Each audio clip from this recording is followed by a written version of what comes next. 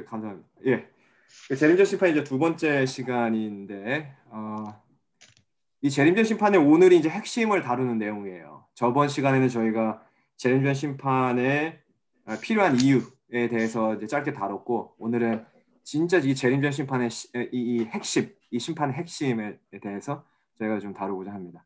자, 이 재림전 심판이요, 모든 심판은 표준이라는 게 있어요. 그렇죠. 기준이라는 게 있고 표준이라는 게 있어요. 이 표준에 도달하지 못하면은 이제 심판을 받는 것인데 하나님의 심판에도 표준이라는 게 있습니다. 이 표준이 너무 명확해요. 성경에 보면 로마서 2장 12절 가보세요. 로마서 2장 12절.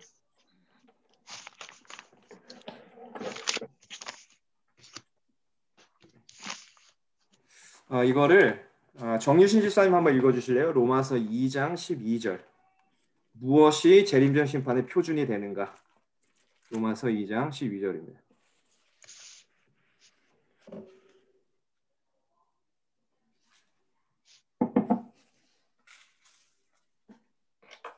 로마서 2장 12절.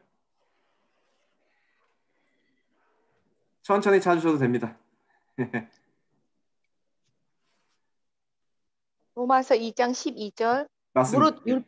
무릇 율법 없이 범죄한 자는 또한 율법 없이 망하고 무릇 율법이 있고 범죄한 자는 율법으로 말미암아 심판을 받으리라. 예, 감사합니다. 여기 로마서 2장 12절에 보면은 마지막 부분에 바울이 너무 명확하게 말하고 있어요.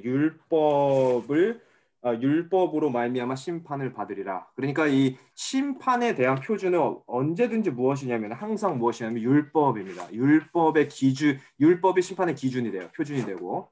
자, 그런데 이 율법이 심판의 기준이 되는데 이 절 바로 다음 절에 굉장히 중요한 말을 포함시켜요. 바울이. 13절 한번 보세요. 13절. 정유 집사님 한번 계속 읽어주실래요? 13절까지. 하나님 앞에서는 율법을 듣는 자가 의인이 아니요 오직 율법을 행하는 자라야 의롭다 하심을 얻으리니.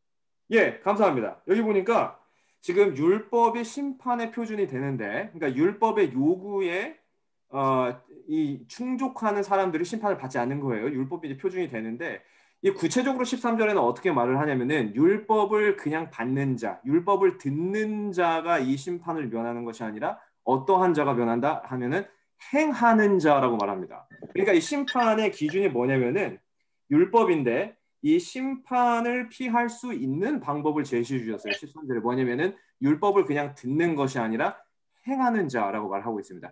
야고보서 1장 12절 가보세요. 야고보서 1장 12절.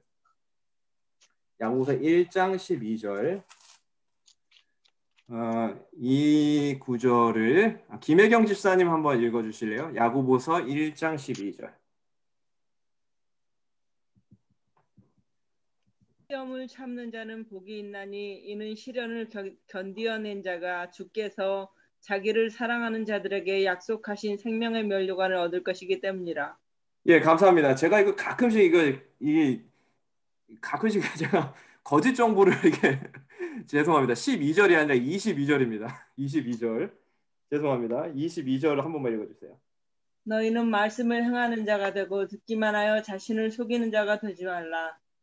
예, 감사합니다. 여기 보니까 뭐라요? 너희는 도를 행하는 자가 되고 듣기만 하여 자기를 속이는 자가 되지 말라. 지금 여기 야고보서에도 똑같이 듣는 자뿐만이 아니라 행하는 자라고 했는데 듣는 자를 어떻게 표현해요? 자기를 속이는 자라고 표현을 해요. 여기 보니까 뭐를 행하는 자? 도를 행하는 자라고 말하고 있어요. 그렇죠? 자, 그럼 이 도는 무엇인가? 이 도를 야고보가 좀 나중에 설명을 해요. 22절에서 조금 더 가보세요. 25절. 25절을 김영희 집사님 한번 계속 읽어주실래요? 25절. 자유롭게 하는 온전한 율법을 들여다보고 있는 자는 듣고 잊어버리는 자가 아니요 실천하는 자니 이 사람은 그 행하는 일에 복을 받으리라. 예, 감사합니다. 여기 보니까 이 도를 나중에 25절에 가서 뭐라고 설명해요? 율법이라고 설명을 합니다. 지금 로마서 2장과 야고보서 1장은 똑같은 맥락에서 똑같은 말을 하고 있어요. 율법을 우리가 듣는 자가 들을 뿐만 아니라 행하는 자가 바로 심판을 면한다라고 말을 하고 있어요. 율법은 들으라고 있는 것이 아니라 그러므로 율법은 행하라고 주어진 것입니다. 그렇죠? 자, 이제 저희가 이 심판의 표준을 보았고 자, 이 심판에서 이 성소의 죄가 옮겨졌잖아요. 대속죄일 때. 이제 재림전 심판 대속죄일의 상징인데, 재림전 심판을 상징하는데, 이 죄가 옮겨진 죄는 죄를 자백했기 때문에 옮겨진 거잖아요. 자, 잠언 28장 13절 가보세요. 잠언 28장 13절. 잠언 28장 13절. 자, 이 자백과 함께 반드시 이루어지는 게 하나 있어요. 이거를 저희가 같은 맥락에서 좀 살펴보고 바로 넘어가도록 하겠습니다. 28장 13절. 잠언 28장 13절. 황석주 집사님 한번 읽어주실래요? 자기의 죄를 숨기는 자는 형통치 못하나 죄를 자복하고 버리는 자는 불쌍히 여김을 받으리라.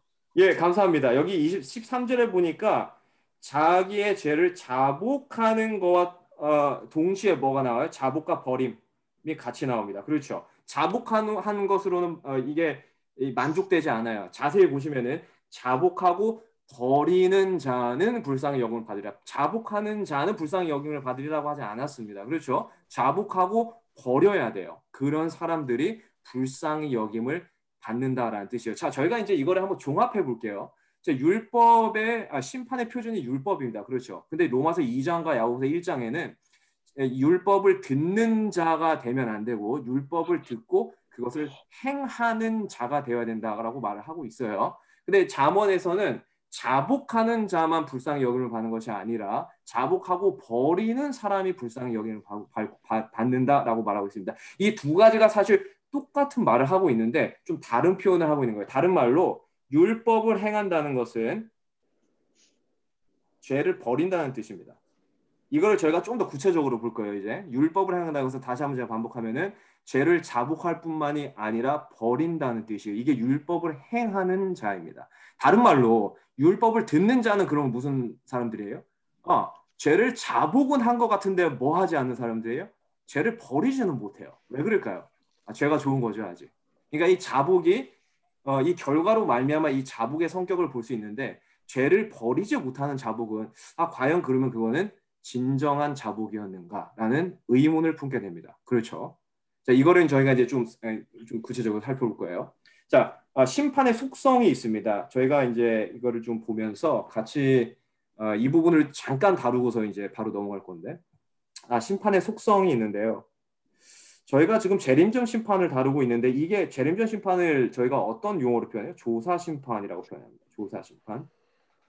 자, 이게 이 용어를 좀 자세히 좀 이해해야 되는 게 좀 중요한 게 뭐냐면은 이 조사 심판에 대한 대부분의 오해가 우리가 이제 타 교단 사람들하고 혹시 말을 할 때나 혹은 우리 교단 안에 있는 자체적으로 말을 할 때에 이 조사 심판이라는 용어 자체가 이 조사라는 말 때문에 사람들이 어떻게 성경을 자세히 들여다보지 않고 어떻게 자주 주장을 하냐면은 하나님께서 마치 우리의 죄를 하나하나 조사하신다라고 표현을 합니다.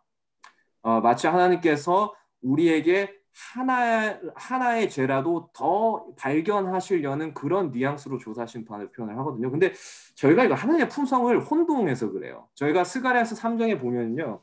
사람의 죄를 하나하나 조사하고 꼬치꼬치 들춰내고 그거를 고소하는 사람은 하나님이 아니라 사단입니다. 그러니까 사단의 성격하고 혼동하는 거예요. 조사 심판의 중요한 것이 무엇이냐면은 자, 한번 보세요. 하나님께서 우리가 지은 개인의 정보, 그렇죠. 죄에 대한 기록들, 이런 개인의 정보가 없을까요? 하나님께서? 그 정보가 없기 때문에 하나의 죄에 대한 정보를 하나라도 더 얻으시려고 우리를 그렇게 탈탈 털어서 이렇게 조사하셔야 될까요? 마치 검사처럼? 아니죠. 하나님은요, 개인에 대한 정보가 필요 없습니다. 하나님 다 알고 계세요. 그렇죠. 그래서 조사 심판은요, 알지 못하는 정보를, 죄에 대한 정보를 개인에게서 얻으려는 노력을 하는 심판이 아닙니다. 이거 굉장히 오해예요. 조사 심판은요, 이미 알고 있는 정보를 공개하는 거예요. 계시록 가보세요. 계시록 15장 4절. 계시록 15장 4절. 이거를 강영미 집사님 한번 읽어주실래요? 계시록 15장 4절.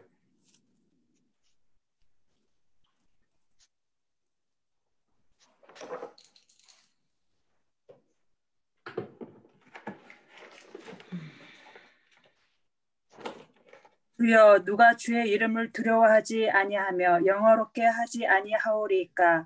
오직 주만 거룩하시니이다. 주의 의로우신 일이 나타났음에 만국이 와서 주께 경배하리이다 하더라. 예, 감사합니다. 여기 15장 4절은요, 하늘에 올라간 사람들의 노래입니다. 여기 그 3절부터 보시면은 3절부터 하나님의 종 모세의 노래, 어린 양의 노래를 불러가는데, 그러니까 이 사람들은 뭐를 하는 사람들이에요? 모세의 노래를 부르는 자격이 주어진 사람들입니다. 하늘에 올라간 사람들이에요. 왜냐하면 14장 마지막에 하나님께 예수님께서 낯을 들고 계시는 장면이 나와요. 이게 바로 이제 예수님의 재림의 장면인데, 이 예수님의 재림의 장면에 하늘에 올리운 사람들이죠. 이 사람들이 하는 간증이 이제 모세의 노래인데, 모세의 노래의 3절 그다음에 4절에 가서 무슨 말을 하냐면은, 지금 저희가 한글로는 의로우신 이라고 읽었잖아요. 의로우신 이를 이 사람들이 찬양을 하는데, 이것을 KJV와 NKJV 버전에 보면은 의로우신 이를 뭐라고 번역을 했냐면 심판으로 번역을 했습니다. 심판의 성격을 가지고 있는 단어예요. 이 단어 자체가. 그래서 KJV하고 NKJV는 의로우신 일, 그러니까 righteous acts라고 번역을 하지 않고 그것을 곧바로 그 단어의 성격을 고려해가지고 심판으로 번역을 했어요. 근데 자, 한번 봐보세요. 그럼 심판이라는 단어를 저희가 넣어서 한번 볼게요. 마지막 부분에 다시 보시면은 오직 주만 거룩하시니이다. 주의 심판이 나타났음에, 여기 보니까 심판이 나타났음에, 그러니까 어떻게 된 거예요? 지금 심판이 공개된 것이죠. 이게 바로 조사 심판, 하나님의 모든 심판의 속성입니다. 하나님의 심판은 정보가 없어가지고 그 정보를 어떻게 하면 하나라도 얻을까 하는 이런 심판이 아니라 이미 가지고 있는 정보를 공개하는 거예요. 그래서 그 공개된 정보를 충분히 살펴본 사람들이 어떻게 말을 해요? 지금 4절에 주의 심판이 나타났음에. 근데 이 심판이 다른 말로 또 어떻게 번역돼요? 의로우신 일. 그러니까 하나님의 공의를 찬양하는 거예요. 나타난 공개된 심판을 통해서. 이게 조사 심판의 성격입니다. 제가 저번 시간에는 조사 심판의 성격 중에 가장 중요한 이제 죄의 기록이 정결케 되는, 성소에 해결을 하면 죄가 옮겨지잖아요. 이 죄의 기록이 이제 정결케 돼요. 사라지는 거죠. 이걸 지우시는 역할을 하는데 대제사장이 이 죄의 기록이 정결케 되는 이 조사 심판이, 이게 그냥 개인의 어떤 혼자만의 일이 아니라 이게 하나님께서 투명하게 이걸 공개하십니다. 하나님의 하시는 일들을 모두 공개하세요. 그래서 조사 심판 때에 혹은 재림전 심판 때에 죄를 회개하고 그 죄의 기록이 지워진 사람들의 정보가 공개가 돼요. 그렇죠. 그러면은 이 죄인들이 그 공개된 심판 속에서 어떻게 설 수 있을까? 의인으로 쓸 수 있는 거죠. 그래서 하나님께서는 한 명의 죄인을 가지시고 온 우주 앞에서 의인으로 옹호하시는 심판이에요. 왜 이 사람이 의인이 되는지, 왜 이 사람이 죄를 회개하고 그 죄의 기록이 지워졌는지 그 사람을 옹호하시고 그 사람을 변호하시는 심판이 바로 조사 심판입니다. 재림전 심판이에요. 이게 없는 정보를 얻는 심판이 아니라 이미 얻어진 정보를 가지고 공개하는 거예요. 어떻게 이 사람이 의인으로 쓸 수 있는지 그것을 공개하시는 과정이죠. 여기서 두 가지만 좀 살펴볼게요. 한 가지는 뭐냐면 이게 이야기에서 이제 이런 것들이 많이 나오거든요. 첫 번째 이야기가 바벨탑 사건인데, 그 바벨탑 사건 전에 저희가 소돔과 고모라고 보고 있어요. 소돔과 고모라. 자, 소돔과 고모라의 사건에서 글씨가 너무 안 좋네요. 죄송합니다.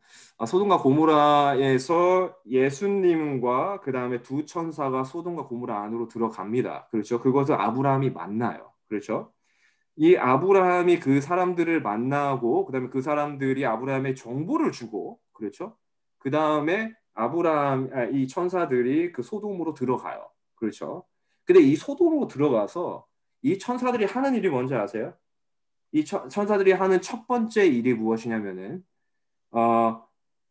일단 그곳에서 의인이라고 옹호된 사람 누구예요? 롯이죠.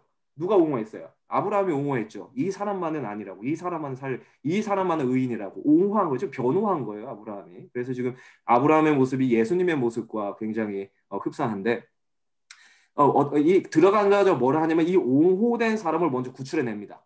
그렇죠. 먼저 구출해내고 얼마 있지 않아서 어떤 일이 일어나면 최종 심판이 일어납니다. 소돔과 고모라에. 그러니까 이 예수님께서 그다음에 천사들이 여기를 조사하러 갔는데, 그렇죠. 소돔과 고모라 왜 쟤를 왜 모르시겠어요? 아시겠죠. 그렇죠. 그런데 예수님께서 이거를 조사하러 가십니다. 모르는 정보를 얻으려고 가시는 게 아니라 이미 알고 있는 정보를 공개하러 가시는 거예요. 왜 이렇게 될 수밖에 없는지 보여주시는 겁니다. 그렇죠. 가시는데 가셔가지고 처음으로 하는 일이 이 조사 심판의 이제 성격이 뭐냐면 옹호하는 일을 하십니다. 먼저 살려줘요. 롯과 가족들을 먼저 나가라고 해요. 먼저 살려줍니다. 왜냐면 옹호를 받았으니까 아브라함으로부터. 그 다음에 일어나는 일이 뭐냐면 이제 최종 심판이에요. 그래서 이 조사 심판하고 최종 심판이요. 이게 연속된 사건이기 때문에 사람들이 조사 심판 혹은 재림전 심판을 최종 심판과 혼동을 해요. 이 조사하시러 가는 것은 뭐 하러 가신 것이다? 소돔과 고모라를 완전히 치러 가신 것이다. 이게 혼동을 하는데 이 앞에 있는 조사 심판의 성격 그렇지 않습니다. 이 최종 심판으로 오해를 한 거예요. 조사 심판을. 이 조사 심판은 어떤 심판이냐면은 의인으로 옹호된 사람을 의인으로 옹호하는 심판이에요. 그렇죠? 그러니까 아브라함이 이 사람을 옹호했는데 이 사람이 과연 그러한가 그곳에 들어가서 그 사람을 옹호하고 구출해냅니다. 그러고 나서 최종 심판이 일어나요. 그게 이제 멸망이 일어나는 것이죠. 조사 심판을 이렇게 혼동하면 안 돼요. 최종 심판과 조사 심판이 이렇게 구분이 됩니다. 그러니까 조사 심판을 최종 심판으로 이렇게 오해를 하는 경우가 많아요. 바벨탑 사건도 비슷한데요.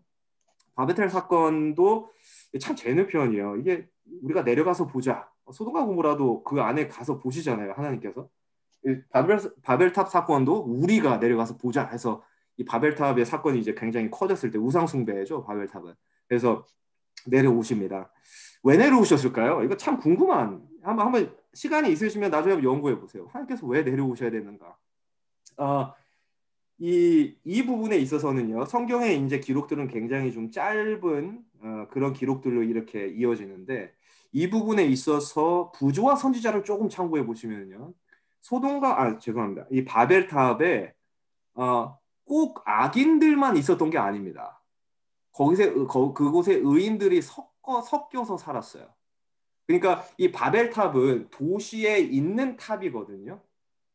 뭐 이제 아파트 모양으로 이렇게 방이 있었다고 해요.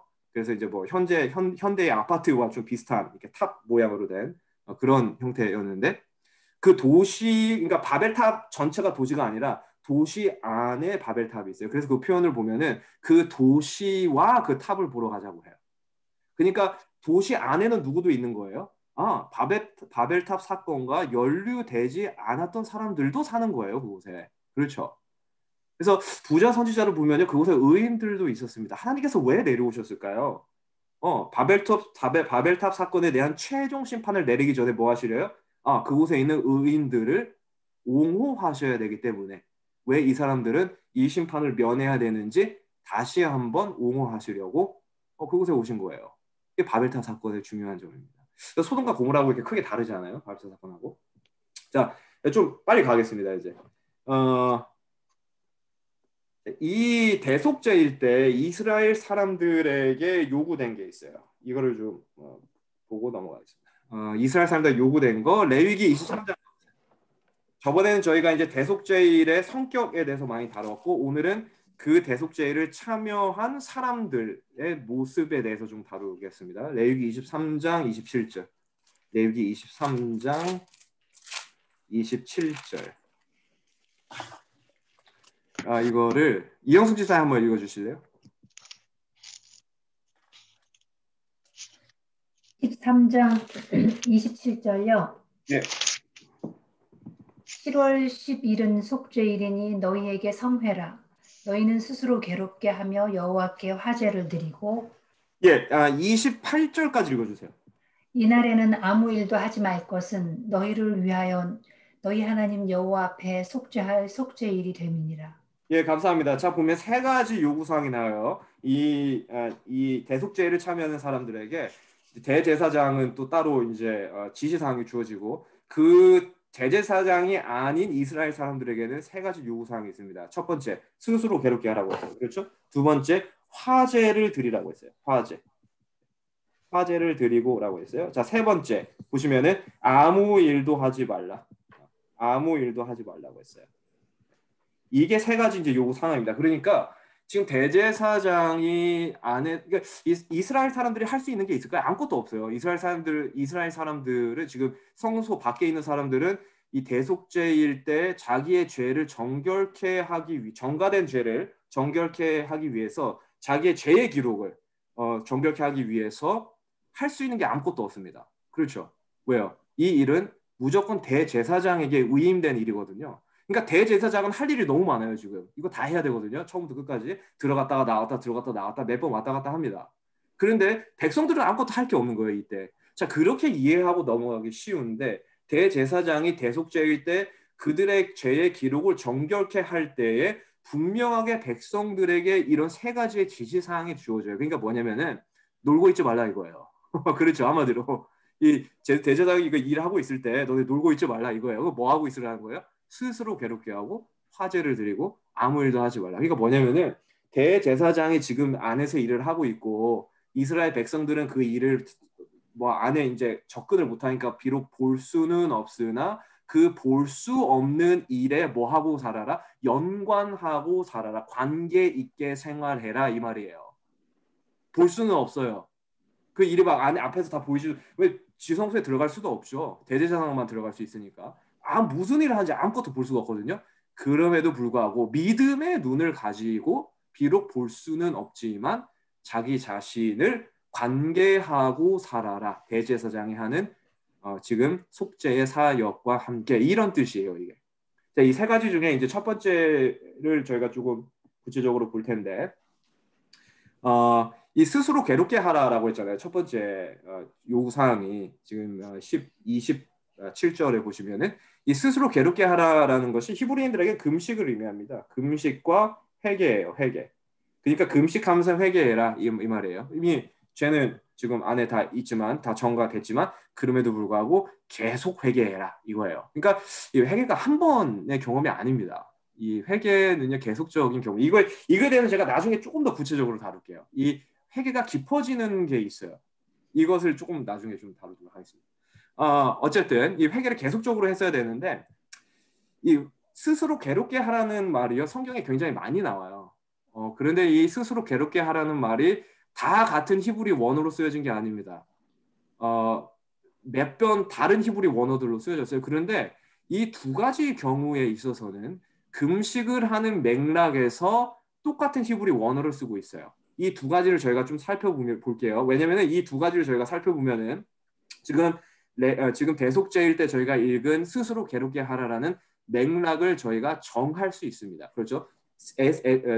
에스라 가보세요. 에스라 8장 21절. 에스라 8장 21절. 에스라 느헤미야. 에스라 8장 21절 가보세요. 이걸 제가 읽겠습니다. 에스라 8장 21절.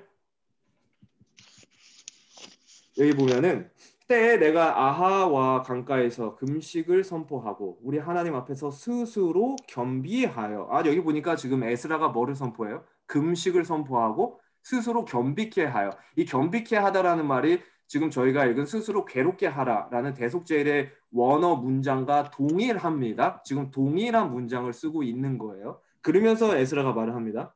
우리와 우리 어린 것과 모든 소유를 위하여 평탄한 길을 그에게 강구하였으니 지금 에스라는 지금 예루살렘으로 돌아가는 일을 맡고 있거든요. 근데 예루살렘으로 돌아가면서 하나님께 그 길을 간구하는 기도를 드리면서 뭐라고 해요? 내가 금식하면서 스스로 괴롭게 하였다라고 말을 합니다. 자, 다니엘서 10장 12절 가보세요. 다니엘서 10장 12절. 이것도 제가 읽겠습니다. 다니엘서 10장 12절.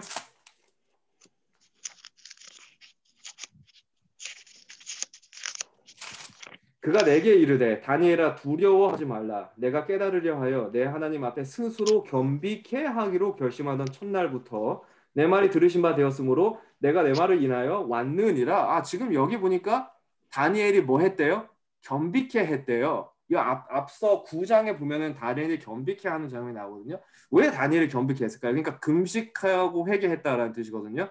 지금 여기 겸비케 하다는 말도 마찬가지로 대속죄일 때 쓰여진 백성에게 요구된 첫 번째 요구 조건. 뭐냐면 스스로 괴롭게 하다라는 원어 문장과 동일한 문장을 쓰고 있습니다. 한글로는 이제 겸비케 하다라고 말을 하고 있지만 동일한 뜻이에요. 스스로 괴롭게 하다. 자, 그러면은 다니엘이 무슨 일이 있었는가?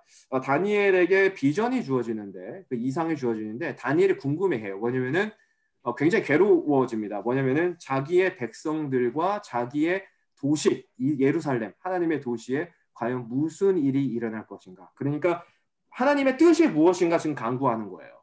에스라 8장에서는 에스라가 예루살렘으로 돌아갈 때에 하나님에게 간구했습니다. 그 뜻을 지금 물어보는 거예요. 그 뜻을 또 구하는 겁니다. 왜냐면은 에스라가 돌아갈 때 왕의 군대를 거절을 했어요. 왕의 군대를 거절. 왜냐면은 내가 지금 하나님의 일을 하고 있는데 왜 내가 사람의 도움이 필요하냐 하면서 왕의 군대를 거절합니다. 하나님의 도움만 받고 가겠다고. 예루살렘 그렇게 멀거든요. 지금 페르시아에서 예루살렘까지 가야 되는데 이거를 자기가 그냥 혼자 하겠다고 해요. 그러면서 지금 금식하면서 스스로 괴롭게 하면서 하나님의 뜻을 구하는 장면이고, 다니엘 10장은 다니엘이 하나님께서 이상을 받고 하나님의 백성과 하나님의 도시에 무슨 일이 일어날지 하나님의 뜻을 구하는 거예요. 자, 이 두 가지의 공통점이 있습니다. 뭐예요? 모두 다 하나님의 뜻을 구했다라는 것입니다. 자, 성경에 나오는 대부분의 금식이요, 하나님의 뜻을 구하는 금식보다 어떤 금식이 많아요? 대부분 나오는 금식이 당장 앞에 지금 직면한 국가적 재난이나 개인적 종말 혹은 개인적 심판이 있을 때에 하나님의 뜻을 바꾸려는 노력으로 금식을 합니다. 그렇죠? 대부분 그래요. 성경에 나오는 금식이 하나님, 내가 지금 하나님께서 내가 내일 죽는다고 했는데 이거 바꿔주시면 안 돼. 나 살면 안 돼. 그러니까 하나님의 뜻을 심판과 그런 재앙 앞에 바꾸려는 시도로 금식이 많이 진행이 됩니다. 그렇죠. 자, 그런데 스가랴서와 다니엘서에 있는 금식과 회개는 그 성격이 약간 달라요. 이것은 하나님의 뜻을 거부하고 하나님의 뜻을 바꾸려는 시도가 아니라 어떤 시도예요? 하나님의 뜻을 구하는 시도예요. 그걸 바꾸려는 시도가 아닙니다. 그저 하나님의 뜻이 무엇인지 그것을 계속 구하고자 하는 시도예요. 이런 의미에서 금식과 회개를 한 거예요. 이런 똑같은 맥락이 어디에 주어지냐면 바로 저희가 읽은 대속죄일 때 주어진다는 사실이에요. 대속죄일 때 하나님의 뜻을 변경하는 날이 아니에요. 이날은 하나님, 내가 내일 죽게 생겼는데 나 좀 살려주세요 하는 날이 아니라 어떤 날이에요? 하나님의 뜻을 적극적으로 무엇인지 구하는 날이에요. 자, 그러면 저희 질문이 하나 더 나오죠. 그럼 하나님의 뜻은 무엇인가? 그렇죠. 대속죄일 때 하나님의 뜻은 무엇인가? 사람들이 하나님의 뜻을 좀 구하고자 다 나와 있는데 하나님의 뜻은 무엇이었는가? 사실요, 지금 대속죄일이 레위기의 맥락에서 쓰였는데 이때 살았던 사람들에게 하나님의 뜻을 분별하는 게 어렵지 않아요. 그렇게. 왜냐면요, 레위기서에 너무 명확하게 써져 있어요. 그게. 레위기 11장 가보세요. 레위기 11장 45절. 하나님의 뜻은 무엇인가? 굉장히 간단합니다. 레위기 11장 45절.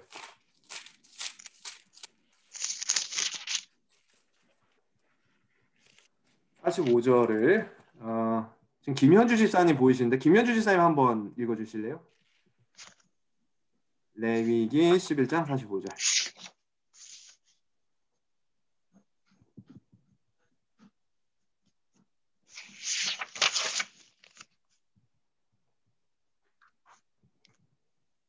레위기 11장 45절. 지금 뮤트되신 것 같습니다.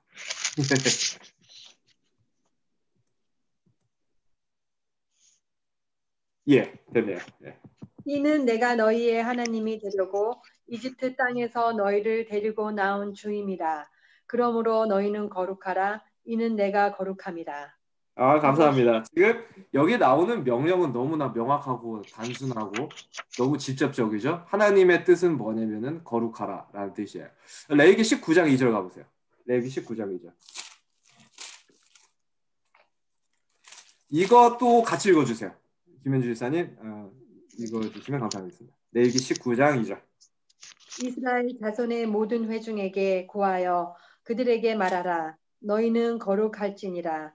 이는 나 주 너희 하나님이 거룩함이니라. 예, 지금 거듭거듭해서 레위기에 나오는 하나님의 뜻과 의지는 너무 분명합니다. 하나님께서 그렇게 많이 레위기에 정결케 되는 의식을 주시고 그렇게 많이 레위기서에 하나님께서 어떻게 하면은 씻김을 받을 수 있는지 나오는 이유가 이거예요. 왜냐하면 하나님께서는 거룩하기를 바라십니다. 하나님의 뜻은 무엇인가?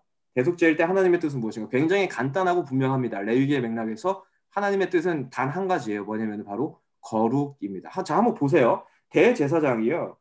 대속죄일 때 뭐를 했냐면은 그냥 옷을 입으면 큰일 나요. 이 특별한 옷을 입어야 돼요. 대제사장의 옷을 한번 볼까요? 레위기 16장 가보세요. 레위기 16장 32절. 제가 읽겠습니다. 레위기 16장 32절. 읽으면은 그 기름 부음을 받고 의임되어 그 아비를 대신하여 제사장의 직분을 행하는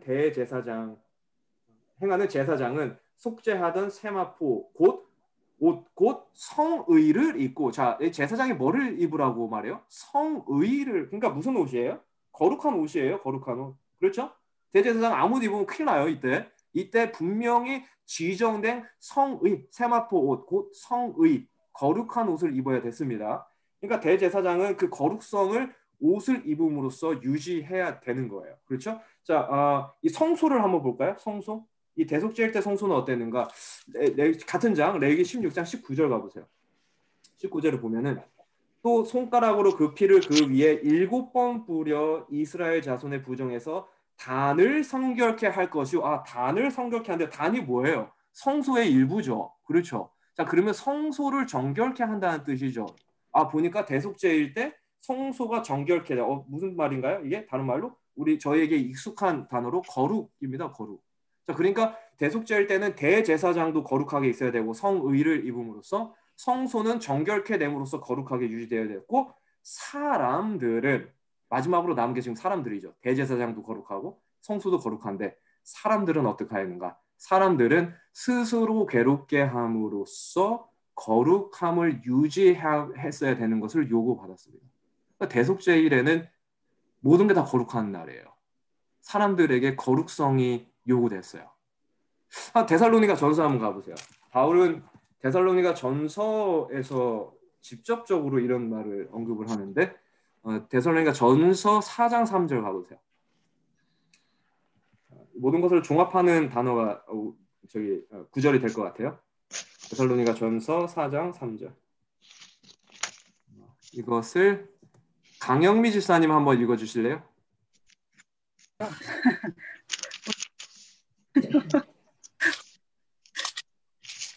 읽으시기 곤란한 상황이면 괜찮습니다. 데살로니가 전서 3장밖에 없는데요. 데살로니가 전서 4장. 3장. 데살로니가 전서 4장이에요. 4장 몇 절요? 4장 3절. 하나님의 뜻은 이것이니 너희의 거룩함이라 곧 음란을 버리고. 예, 감사합니다. 여기 보니까 바울은 특별히 음란을 버리라는 의미에서 거룩함을 이제 언급을 하고 있는데, 분명하게 하나님의 뜻을 언급합니다. 동시에 뭐예요? 거룩함이라. 하나님의 뜻은 이것이니 너희의 거룩함이라. 대속죄일 때 하나님의 뜻은 무엇이었는가? 바로 거룩함이었습니다. 대제사장도 거룩함을 요구받았고 성소도 거룩함을 요구받았고 사람들도 거룩함을 요구받았어요. 자, 그러면 저희 이제 진짜 중요한 질문이 이거예요. 뭐냐면은 그러면 뭐가 거룩한 삶을 사는 것인가? 그렇죠. 뭐가 거룩한 삶을 사는 것인가? 거룩함을 요구받았는데 어떻게 살아야 거룩하게 사는 것인가? 그렇죠. 자, 한번 생각해 보세요. 저희가 거룩할 수 있나요? 이 거룩함을 성경에서 뭐라고 말해요? 이 레위기서에 저희가 방금 전에 읽었죠. 거룩에 관한 구절을 읽으면서 하나님께서 이 거룩을 말하시면서 같이 계속 언급하시는 게 있어요. 이게 뭐예요, 이게? 지금 저희가 본 레위기 다시 언급을 드리자면은 레위기 11장 45절과 레위기 19장 2절에 하나님께서 분명히 한 가지를 간절히 언급하세요. 뭐예요? 내가 거룩하니 너희도 거룩하라 라고 말합니다. 이 거룩은요 하나님의 속성이에요. 우리는 거룩이 없어요. 우리는 거룩함을 창조할 수도 없고 거룩함을 지어낼 수도 없습니다. 그렇죠? 이 거룩함은 누구의 속성이에요? 하나님의 속성이에요. 이거 전적으로 하나님의 속성입니다. 하나님만 거룩하세요. 그렇죠? 자, 그런데 하나님만 거룩하신데 대속죄일 때 우리 보고 거룩하게 있으래요. 이게 가능한가요? 이게 말이 안 되죠. 그렇죠? 나는 거룩함을 창조할 수 없는데 나보고 거룩하게 있으래요. 자, 여기서 중요한 게 있는데 하나님은 우리가 할 수 없는 거를 우리에게 요구하지 않으십니다. 다른 말씀으로 말씀드리면은 우리가 거룩함을 창조할 수 없는 거를 알고 계세요. 그래서 하나님께서는 우리가 거룩함을 창조하라고 명령하시는 게 아니라 대속죄일 때 거룩함을 받으라고 명령하시는 거예요. 우리가 거룩함을 창조할 수 있나요? 이거 이게 우리 성격이 아니고 못해요. 이건 하나님의 속성입니다. 그렇기 때문에 우리는 이것을 받을 수밖에 없어요. 창조를 못하기 때문에. 이게 하나님께서 요구하시는 거예요. 자, 그러면 우리가 이 거룩함을 어떻게 받는가? 이 거룩함을 어떻게 받는가? 이 거룩함을 받을 수 있는 유일한 방법은 뭐냐면요. 대속죄일 때. 자, 지금 사람들이 뭐 지성소로 들어갔나요, 지금? 못해요. 뭐 사람이 있다가 큰일 나요. 죽죠. 뭐 사람이 지금 뭐 양을 잡아가지고 지금 양을 막 성소 안에 뿌렸나요? 대속죄일 때? 아니에요. 대속죄일 때 이 모든 속죄 사업은 누구에게 다 의임되냐면은 대제사장에게 다 의임됐습니다. 그렇죠? 그럼 사람이 지금 밖에서 할 수 있는 건 뭐예요? 이 대제사장을 보이지 않지만 지금 그렇죠. 안에 있으니까 안 보이잖아요. 보이지 않은 이 대제사장을 믿음의 눈을 가지고 끊임없이 의지함으로써 거룩함을 받는 거예요. 이 거룩함을 창조할 수 없습니다. 그렇기 때문에 의지함으로써 이 거룩함을 받는 거예요. 지금 제 제사장이 지금 용서하는 사역을 하고 있잖아요. 그 용서된 죄들을 지금 정결케 하는 사역을 하고 있는데 그 용서하시고 죄의 흔적 또 죄의 기록을 정결케 하시는 예수님, 우리의 대제사장 예수님을 끊임없이 의지함으로 우리가 거룩함을 받을 수 있습니다. 창조는 할 수 없어요. 하지만 받을 수는 있어요. 자, 제가 제 와이프의 이야기를 자꾸 이 예제로 많이 쓰는데 대부분의 예제에서 아마 제 와이프가 굉장히 좀 부정적인 이미지로 많이 쓰여지지 않았나요? 혹시? 좀 그랬을 수도 있어요. 그렇죠? 막 죄를 기억하는 사람, 뭐 제 와이프. 뭐 나를 막 째려보는 사람, 제 와이프. 뭐 이런 식으로. 자, 그런데 제 와이프가 생각보다 굉장히 관대한 사람입니다. 오늘은 그 오해를 좀 풀기 위해서 생각보다 관대해요. 그래서 이 생각보다 단순해가지고 이 사람이 이 제가 지은 죄를 잘 용서도 해요. 아주 좋은 성격입니다. 용서를 잘해요. 제가 예를 들어서 제 와이프에게 정말 잘못을 했다고 한번 치자고요. 제가 죄를 지었다고 막 메이저 이거 하면 안 되는 걸 했어요. 제 와이프가. 근데 제 와이프가 쿨하게 용서해 줬어요. 당신은 내가 사랑하는 남편이기 때문에 내가 당연히 용서해 줘야지. 제 와이프가 저를 용서해 준 거예요. 그렇죠? 자, 그런데 제가 제 와이프에게 용서를 받고 나서요. 제가 딱 그 와이프한테 돌아서는 순간 내가 자복한 죄가 유혹되지 않을까요? 생각해 보세요. 한번 실제적으로 생각해 보세요. 내가 지금 자복한 죄가 앞으로는 절대 나를 유혹하지 않을 거라는 보장이 있나요? 없어요. 절대 그러지 않습니다. 제가 뭐 철인도 아니고 똑같은 죄가 내가 회개하는 그 순간부터 다시 나를 괴롭히기 시작합니다. 그렇죠? 죄의 속성이 이래요. 죄는 끊임없이 내가 회개하고 회개하지 않고 상관없이 나를 끊임없이 유혹합니다. 내가 살아있는 한. 그렇죠? 내가 회개하고 나서 돌아서서도 이 죄가 나를 유혹해요. 자, 근데 이게 중요한 거예요. 이 죄가 나를 이제 유혹하기 시작하는데 죄는 변하지 않았어요. 죄의 유혹은 변하지 않습니다. 근데 지금 누가 변했어요? 내가 변했어요. 뭐냐면은 처음에는 죄가 유혹했을 때 죄를 사랑해서 그냥 그 죄에 넘어갔는데 지금은 상태가 달라졌어요. 어떤 상태예요? 용서받은 상태잖아요. 지금은. 이 용서받은 상태에서 이 똑같은 죄가 나를 다시 유혹해 올 때 어떤 생각이 들냐면은 내가 용서받았던 그 순간들이 생각이 나는 거예요. 그 동시에 뭐가 떠오르냐면은 나의 죄가 내 와이프의 마음을 얼마나 괴롭게 했는지 그 죄의 더러움이 생각이 납니다. 그렇죠? 그래서 이때 내가 죄를 극복할 수 있는 방법은 딱 한 가지예요. 뭘까요? 용서. 이 용서를 내가 받았던 그 용서를 한 번으로 끝나는 게 아니라 끊임없이 의지함으로 내 와이프가 이제 용서해줬지. 그런데 이 죄가 내 와이프를 너무 괴롭혔지. 이 죄를 내가 이제 다시 지으면 안 되겠다. 이 용서를 끊임없이 의지함으로써 내가 죄를 다시 나의 그 반복됐던 과거의 죄를 반복하지 않는 힘을 얻는 거예요. 이 힘이 내가 창조할 수 있는 힘이 아니에요. 이 힘은 어디서 나오는가? 내 와이프가 사실 용서해서 나오는 힘입니다. 그래서요, 잠언에는 이걸 어떻게 표현을 했냐면은 죄를 자복하고 버리는 자라고 표현을 했어요. 버리는 거예요. 이 버리는 것을 대속죄일 때는 뭐라고 표현했어요? 거룩이라고 표현을 했어요. 대속죄일은 내가 지었던 죄를 또 짓는 날이 아니에요. 이 대속죄일은 내가 지었던 죄를 완전히 돌아서고 그 죄를 싫어하고 미워하는 날입니다. 이 버리는 날이에요. 근데 이 버리는 것, 거룩함을 받는 것, 이게 똑같은 맥락인데 이게 어떻게 가능한가? 지금 성소 안에서 내 죄를 여전히 정결케 하고 계시는 대제사장의 용서를 끊임없이 의지할 때에 우리가 그 힘을 받는 거죠. 그래서 대속죄일 때에는 끊임없이 밖에 있는 사람들이 금식과 회개는 한 번의 경험이 아니에요. 금식과 회개로 끊임없이 대제사장의 용서에 의지해야 됐던 거예요. 이게 굉장히 중요한 대속죄일의 우리의 모습입니다. 자, 여기에 제가 조금 더 설명을 보탤게요. 자, 용서는요. 제 와이프가 저를 용서해 줬잖아요. 예수님께서 우리를 용서해 줬습니다. 갑자기 제 와이프가 예수님이 됐는데 어쨌든 예수님께서 우리를 용서해 줬어요. 용서는요, 사랑의 표현입니다. 그렇죠? 굉장히 중요한 부분이에요. 용서는 사랑의 표현이에요. 사랑하기 때문에 용서해 주는 거예요. 그렇죠? 예수님의 용서를요, 우리가 늘 의지하면요, 어떤 현상이 생기냐면은 우리가 같은 성질의 지배를 받게 돼요. 그러니까 용서는 사랑의 표현이라고 했잖아요.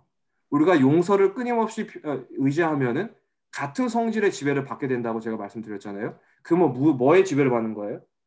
사랑의 지배를 받습니다. 그러니까 용서를 끊임없이 믿음으로 의지하는 사람들의 속성이에요. 우리가 사랑을 의지하면요, 우리가 같은 성질로 지배를 받아요. 같은 성질의 지배를 받습니다. 바로 사랑의 지배를 받는 거예요. 이 사랑을 성령께서 주시는 거예요. 우리가 끊임없이 의지할 때.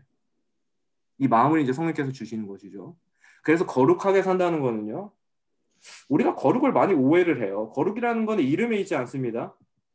거룩이라는 것은 제림교인이라는 이름에 있지 않아요.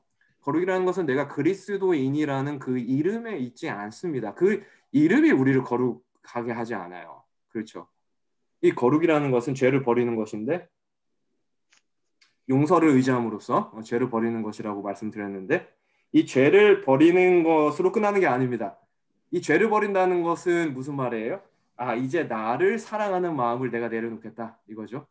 내가 나를 너무 사랑해가지고 내 마음이 시키는 대로 온갖 죄를 다 저질렀는데 이제 나를 사랑하는 마음 그거 내가 버리겠다. 나의 이기심 그거 내려놓겠다. 그리고 이게 뭐예요? 내가 다른 사랑의 지배를 받겠다. 이거예요. 그래서 우리가 거룩을 잘 살펴보자요. 성경에서 이 거룩이 굉장히 진짜 거룩한 단어입니다. 이 거룩이 우리가 무슨 막 교회 맨날 와가지고 막 성경 맨날 읽고 이게 거룩의 성격이라기보다는 이 거룩은 사랑입니다. 우리가 다른 사랑의 지배를 받을 때 하나님은 그걸 거룩하게 보시는 거예요. 그래서 이 대속죄일 때 굉장히 중요한 핵심이 뭐냐면 우리가 무슨 사랑의 지배를 받고 있는가 이게 핵심입니다. 우리가 여전히 나를 사랑하는 마음의 지배를 받고 있는가? 나의 선택에 의해서? 아니면은 우리가 성령의 지배에 의해서 나를 사랑하는 마음을 다 내려놓고 다른 사랑의 지배, 하나님을 사랑하고 이제 이웃을 사랑하는 그 사랑의 지배를 받고 있는가? 이게 대속죄일의 핵심입니다. 이게 거룩이에요. 조금 더 가볼까요? 고린도후서 5장 11절을 이렇게 이해를 해야 됩니다. 고린도후서 죄송합니다. 이 글씨를 제가 좀 잘 써보려고 노력을 하는데 이게 잘 안 되네요. 고린도후서 5장 17절 가보세요. 고린도후서 5장 17절 너무 당연한 말씀인데요. 이게 대속죄일의 맥락에서 이해를 하면은 또 어떻게 새로운 말씀으로 또 받아들여져요. 고린도후서 5장 17절. 이 말씀을 김현미 집사님 한번 읽어주실래요? 고린도후서 5장 17절. 그런즉 누구든지 그리스도 안에 있으면 새로운 피조물이라 이전 것은 지나갔으니 보라 새 것이 되었도다. 감사합니다. 그리스도 안에 있으면 그렇죠? 분명하게 말하고 있어요. 누구 안에서 그리스도 내 안에 있으면이 아니에요. 그리스도 안에 있으면은 이전 것은 지나갔고 우리가 새로운 피조물이다. 새 것이 되었다라고 말하고 하겠습니다. 우리가 예수님 안에 있으면요. 이전 것은 뭐예요? 여기서 나를 사랑하는 마음입니다. 나를 사랑하는 마음이에요. 여기 새 것은 뭐예요? 전혀 다른 사랑의 지배를 받는 마음입니다. 하나님을 사랑하고 나의 유익을 구하지 않는 사랑의 정신으로 지배받는 걸 말을 해요. 이웃을 사랑하는 마음이죠. 이게 다른 사랑의 마음을 사랑의 지배를 받는다라는 그런 뜻이에요. 이전 것. 내 사랑했던 마음 이거 다 내려놓고 버리고 이제는 내가 나의 유익을 구하지 않는 사랑의 지배를 받아보겠다. 근데 이게 누구 안에서? 내 안에서는 이게 불가능합니다. 그리스도 안에서라고 하고 있어요. 예수님 안에서 가능합니다. 이 사랑은요, 우리가 창조할 수 없어요. 이 새 것, 지금 여기에 표현된 이 정말 거룩한 사랑, 이 나의 유익을 구하지 않는 사랑, 너무 순결한 사랑, 너무 깨끗한 사랑, 이 사랑은요, 우리가 창조할 수 없습니다. 이 사랑은 우리가 받는 거예요. 그래서 대속죄일 때 이 사람들이 끊임없이 대제사장, 자기들이 볼 수도 없고, 자기들이 뭐 이렇게 거기 안에 들어갈 수도 없고, 보이지도 않고 허락도 안 되었지만 그들이 끊임없이 믿음의 눈으로 대제사장을 의지했던 이유는 바로 이것이죠. 창조할 수 없기 때문에 받아야 됐던 것입니다. 이게 가능한 거예요. 자, 이날 끊어진 자들을 좀 볼까요? 이날 끊어진 자들이요. 죄송합니다. 자, 17절을 보고 18절 한번 가보세요. 18절에 그게 좀 명확하게 나오는데 고린도후서 5장 18절로 계속 가보세요. 18절 모든 것이 하나님께로 났나니 저가 그리스도를 말미암아 우리를 자기와 화목하게 하시고 또 우리에게 화목하게 하는 직책을 주셨으니 이거 굉장히 중요한 구절인데 지금 여기에 새 것이 되었도다 했잖아요. 그 전절에서. 근데 이 새 것을 18절에서는 뭐로 표현을 해요? 이 새 것은 무엇이냐면은 바로 우리에게 화평하게 하는 화목하게 하는 직책이 이제 우리에게 주어졌다라는 거예요. 처음에는 무슨 직책이라고 했어요? 그리스도가 화목하게 하는 직책이라고 했죠. 예수님의 사랑입니다. 그렇죠. 예수님의 사랑의 지배를 받는 사람들은 새 것으로 나오는데 이 새 것으로 나오는 사람들의 모습은 뭐예요? 화목하게 하는 직책을 하는 사람들이에요. 이게 뭐냐면은 바로 나의 유익을 구하지 않는 사람들입니다. 나를 사랑하는 마음을 내려놓는 사람들이에요. 화목하게 하는 사람들입니다. 나를 사랑하면 이거 할 수 없어요. 완전히 다른 사랑의 지배를 받는 사람들이에요. 18절에 그걸 너무 명확하게 말을 하고 있는 거예요. 새 것이 된다는 거는요. 우리가 수동적으로 그냥 전에 있던 나의 죄를 내려놓는다 해서 끝나는 것이 아니라 그 다음 절에 나오는 것에 의하면은 이제는 다른 사랑의 지배를 받는다라는 뜻이에요. 이 사랑의 핵심이 이제 중요한데 이 사랑의 핵심이 있습니다. 거기에 가기 전에 잠깐만 이거를 좀 살펴볼게요. 이날에 끊어진 자들이 있어요. 이날에 끊어진 자들이 누굴까요? 다시 한번 레위기서에 가보세요. 레위기서 23장에 가보시면은 23장 29절 가보세요. 23장 29절. 이행현 집사님 한번 읽어주실래요? 레위기 23장 29절.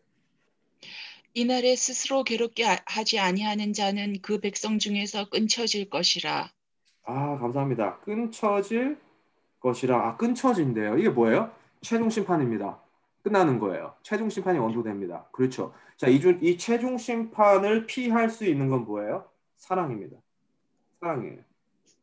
자, 이거를 야고보서가요. 이제 좀 다르게 보여요. 야고보서가 그냥 단지 우리에게 생활의 양식을 제공해주는 이렇게 살아라라는 포맷을 제공해주는 게 아니라 야고보서는요. 구체적으로 이 대속지길에 사는 사람들이 어떠한 모습이었는지 알려주는 책이에요. 야고보서 가보세요. 야고보서 2장 야고보서 2장에 한번 가보세요. 야고보서 2장 13절 가보세요. 13절. 야고보서 2장 13절. 이영순 집사님 한번 읽어주실래요? 2장 13절. 긍휼을 행하지 아니하는 자에게는 긍휼 없는 심판이 있으리라. 긍휼은 심판을 이기고 자랑하느니라.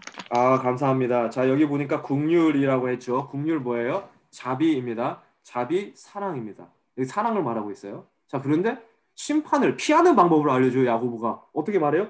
긍휼은 뭐를 이기고 자랑하느니라? 심판을 이기고 자랑하느니라. 와, 여기 심판을 피하는 방법이 뭐예요? 사랑밖에 없어요. 사랑. 이거밖에 없는 거예요. 이 정신의 지배를 받는 사람들은 여기 말하는 이 사랑은 나를 사랑하는 그 사랑이 아니라 거기에서 돌아서서 이제는 나의 유익을 구하지 않는 사랑의 정신으로 지배받는 사람들을 말하죠. 하나님을 사랑하고 이웃을 사랑하는 사람들을 말합니다. 이 사랑의 정신을 받을 때에 여기 보니까 심판을 이긴대요, 우리가. 그런데 그 다 전에 뭐라고 말을 해요? 긍휼을 행하지 않은 자에게는 긍휼 없는 뭐가 있으리라? 심판이 있으리라. 사랑의 지배를 받지 않는 사람들은요, 사랑 없는 심판이 내려집니다. 이게 야고보가 말하는 내용이에요. 이게 왜 그럴까요? 하나님께서 우리가 죽기를 바래서요? 아니요. 사랑을 선택하지 않은 나의 선택이에요. 자, 생각해 보세요. 하나님은 사랑이십니다. 그렇죠. 하나님은 사랑이세요. 하나님 거룩하시고 사랑하십니다. 사랑이세요. 하나님은 사랑이시기 때문에 하나님이 거하시는 곳도 뭐예요? 사랑이에요. 그렇죠? 자, 그러면 하나님은 어디? 하늘이죠. 하늘. 자, 하늘은 그러면은 하나님의 보좌가 있는 하늘은 뭘까요? 사랑이에요. 그렇죠? 자, 우리가 이 사랑은 하나님의 이 하늘의 정신인 사랑은 무엇이냐면은 나의 유익을 구하지 않는 사랑입니다. 그렇죠? 그 하나님의 사랑이거든요. 근데 우리가 나를 사랑하는 정신의 사랑을 계속적으로, 그러니까 나를 사랑하는 이 사랑을 버리지 않고 계속적으로 선택하잖아요. 그러면 이게 뭐냐면요, 내가 결국에는 이 하늘의 정신과 내가 동의할 수 없다는 뜻이에요. 하늘의 사랑은 나의 유익을 구하지 않는 사랑인데, 너무 순결하고 깨끗하고 거룩한 사랑인데, 내가 계속적으로 나를 사랑하는 마음을 계속 택하고 거절하고 또 택하고 성령의 음성을 거절하고 나의 선택으로 그것을 계속 택하게 되면은 이게 결국 어떻게 되냐면은 나는 하늘의 정신인 자기의 유익을 구하지 않는 사랑에 동의할 수 없다라는 뜻입니다. 그래서 우리가 하늘에 왜 못 가요? 사랑의 지배를 받지 않으면 왜 하늘에 못 가요? 내가 거기에 동의하지 않아서 못 가는 거예요. 자, 사랑의 핵심이 있습니다. 로마서에 저희가 읽었는데, 한번 더 가볼게요. 로마서 2장 가보세요. 사랑의 핵심은 무엇인가? 로마서 2장.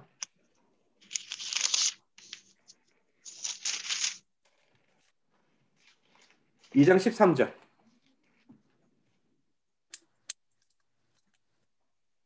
여기 보니까 제가 이렇게 읽을게요. 하나님 앞에서는 율법을 듣는 자가 의인이 아니요 율법을 행하는 자라고 했습니다. 행하는 자. 자, 야고보서 1장에서도 야고보서 1장 저희가 맨 처음에 읽었던 게 1장 22절인데 여기서도 뭐라고 말해요? 도를 듣는 자가 아니라 행하는 자라고 말을 합니다. 그렇죠? 이 행하는 자가 무슨 뜻이냐면은 우리가 나의 사랑하는 정신을 버리고 내가 이제는 완전히 다른 사랑의 다른 사랑의 지배를 받는다는 거예요. 사랑을 뜻합니다. 행하는 자는 사랑이에요. 율법을 행하는 자는 율법의 정신에 동의하고 행하는 사람들입니다.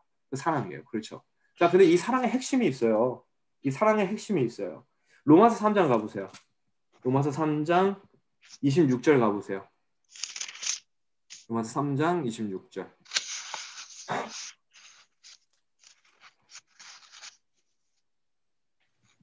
26절. 이거를 정유신 집사님 한번 읽어주실래요? 로마서 3장 26절.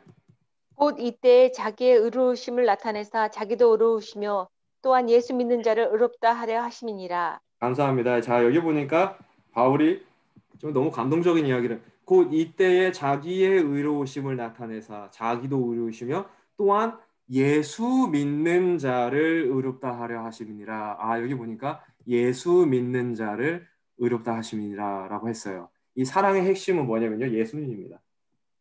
예수님을 믿는 자를 의롭다라고 했어요. 이 사랑의 핵심은 예수님이에요.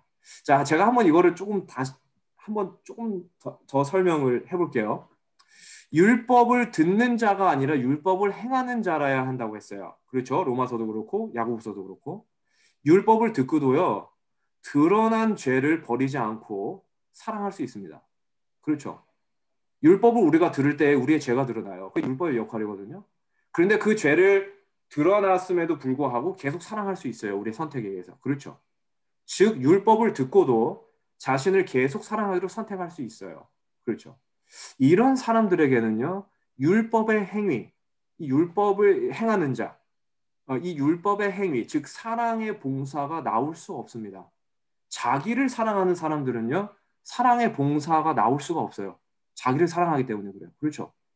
사랑의 봉사는요, 역으로 다시 뒤집어서 생각을 하면은 내가 사랑의 봉사를 할 수 있는 거는 나를 사랑하는 마음을 내려놓는 결과예요. 이게 사랑의 봉사입니다. 그렇죠? 왜냐면 나를 사랑하면 사랑의 봉사를 할 수 없잖아요. 그런데요, 이게 중요해요. 나를 사랑하는 마음을 내려놓는 것은요, 오직 십자가의 예수님을 의지함으로 가능합니다. 아멘. 이 사랑을요, 우리가 만들어낼 수가 없어요. 그래서 이 사랑은 받는 거예요. 오직 받는 거예요.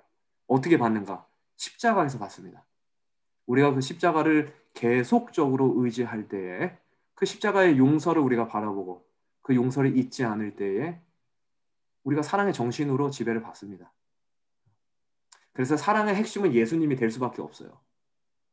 세월이 바뀌고 환경이 바뀌어도 예수님의 용서와 사랑을 끊임없이 의지하면요, 나를 사랑하는 마음을 잊게 됩니다. 이게 성경의 원칙이에요. 사랑의 봉사는 여기서 나오는 거예요. 나를 잊는 마음에서 나오는 것입니다.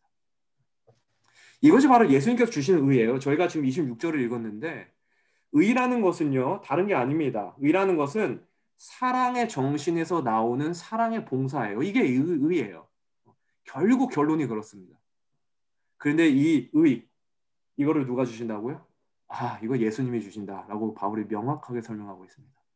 이 사랑은 내가 창조할 수가 없어요. 자, 오늘 여기까지 하겠습니다. 9시인데. 다음에는요, 비유, 참 재밌는 비유가 몇 개 있어요, 성경에. 그 비유에서 오늘의 이야기를 한번 풀어보도록 하겠습니다. 그 비유에서 예수님이 비유로 너무 짧게 설명하셨어요. 너무 명확하게, 너무 분명하게 설명하셨는데 그 비유에서 저희가 한번 오늘의 이야기를 한번 더 풀어보도록 하겠습니다. 이게 바로 재림전 심판이거든요. 중요합니다. 재림전 심판. 사랑의 정신을 받는 사람들은 이 심판을 면한다.